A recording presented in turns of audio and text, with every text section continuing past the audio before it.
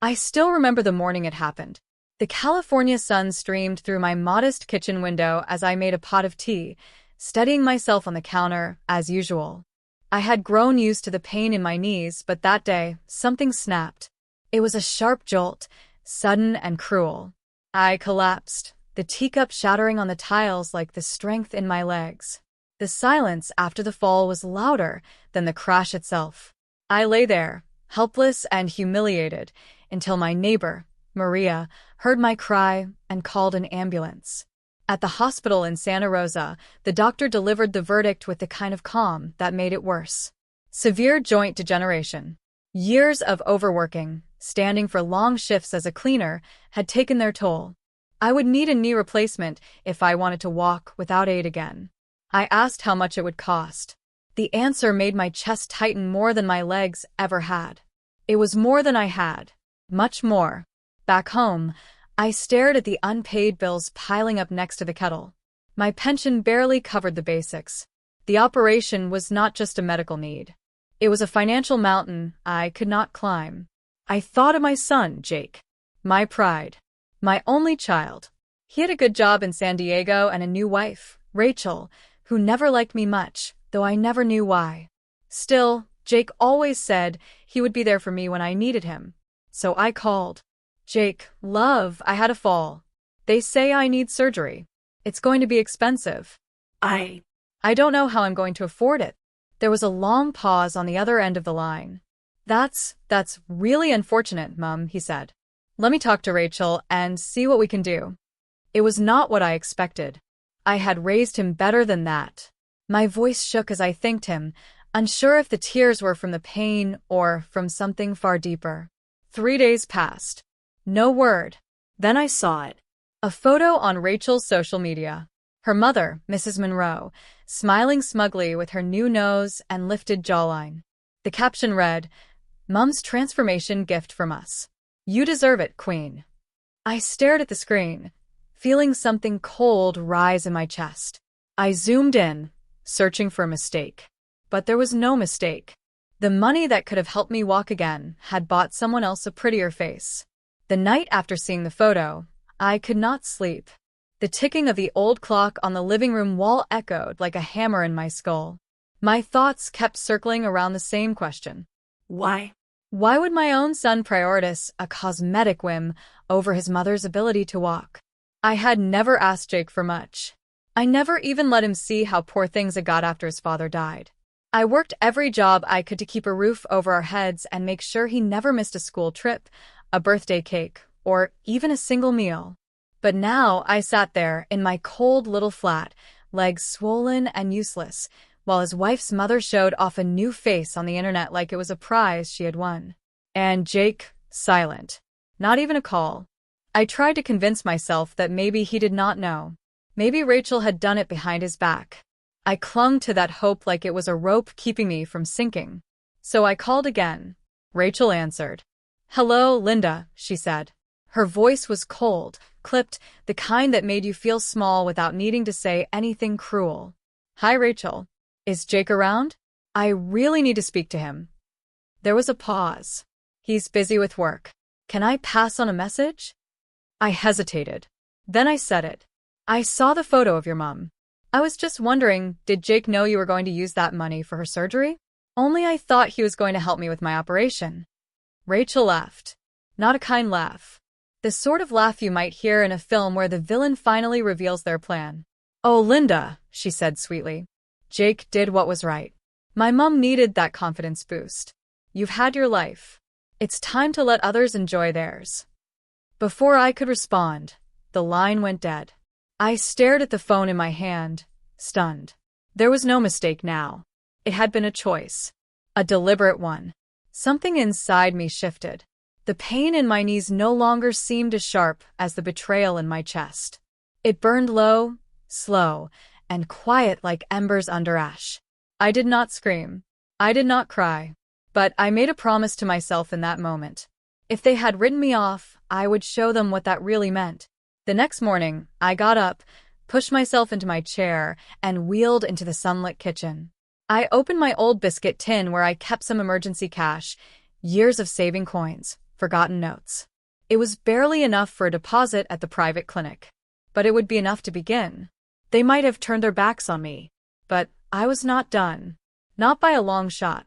The pawn shop on Redwood Avenue looked exactly as it had when I passed it years ago. Chipped paint, dusty windows, and a flickering neon sign that read, "We buy gold."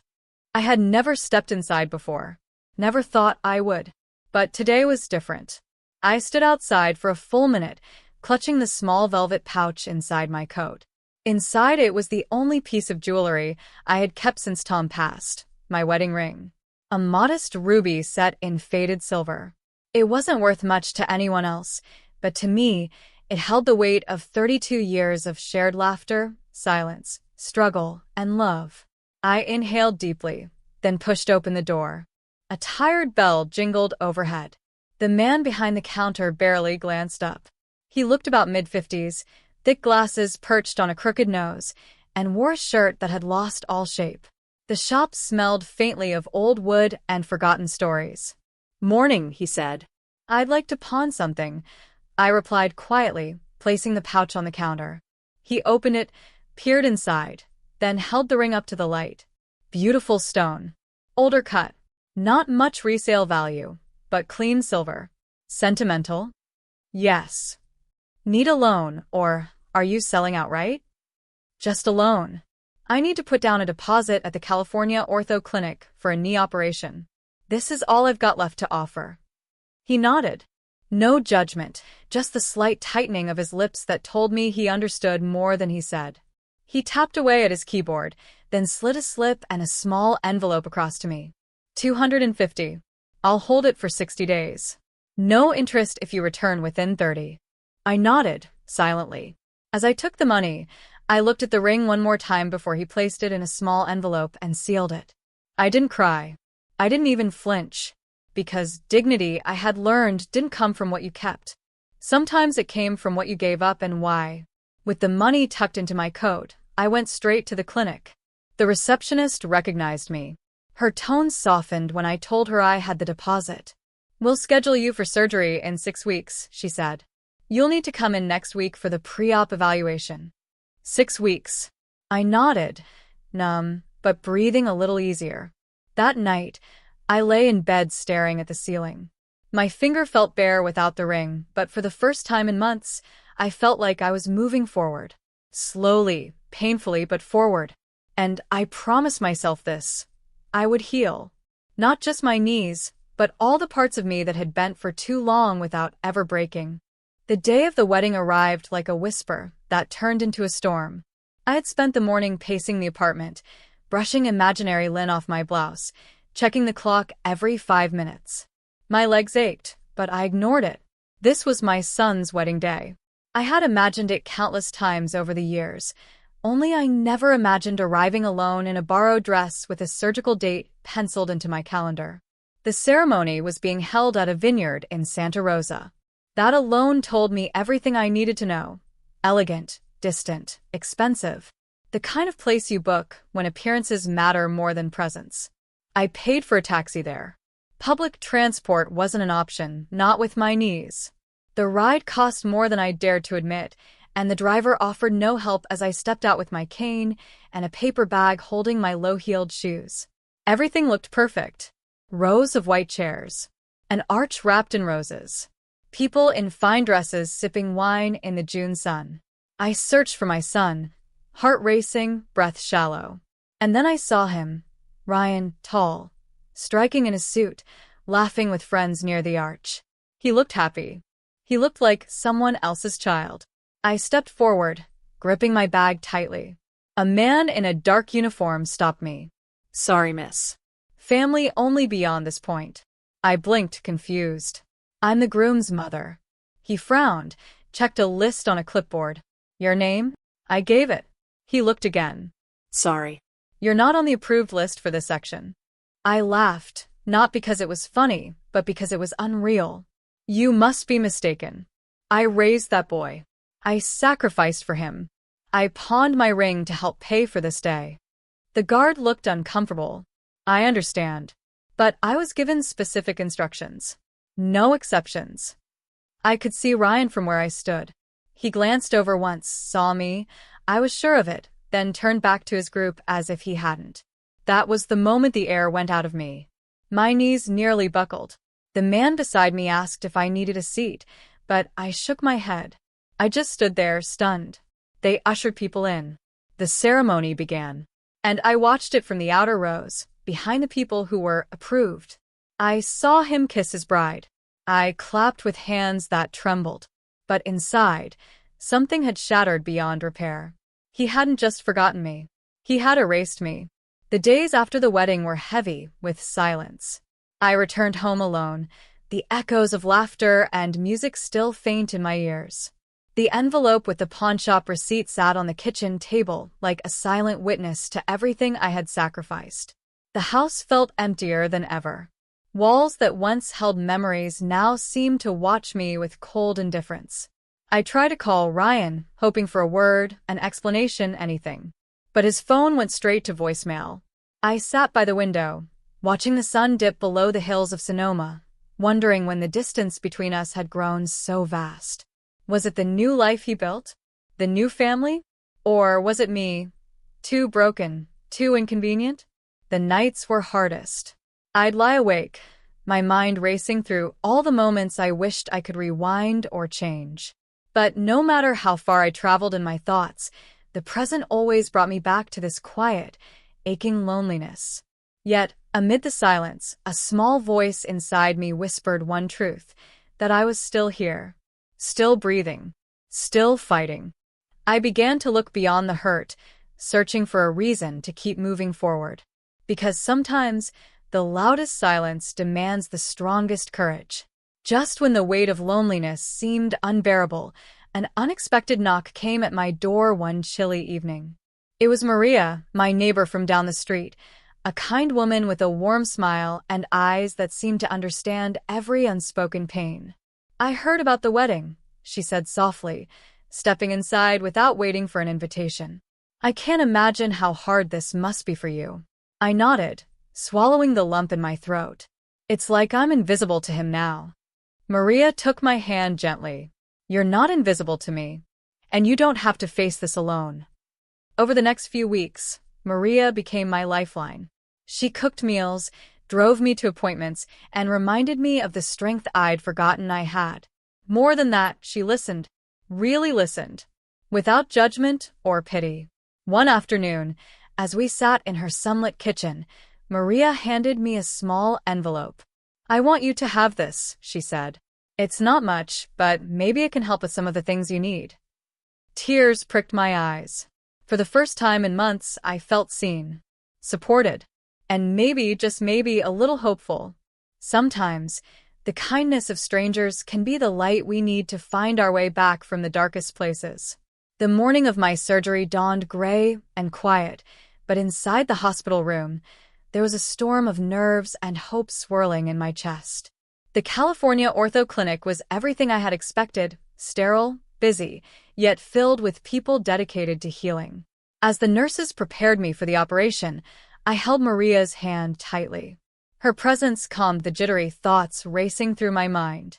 I whispered a silent prayer, not just for the success of the surgery, but for the strength to face whatever came next. The operation was long, but when I woke, the first sensation was relief. The unbearable pain in my knees had finally begun to ease. The doctor's words confirmed it. The procedure had gone well, and with patience, I would walk again. Recovery was slow and demanding. Each day brought its own set of challenges, from swelling and discomfort to frustration and doubt. But with Maria's encouragement and my stubborn resolve, I pushed forward.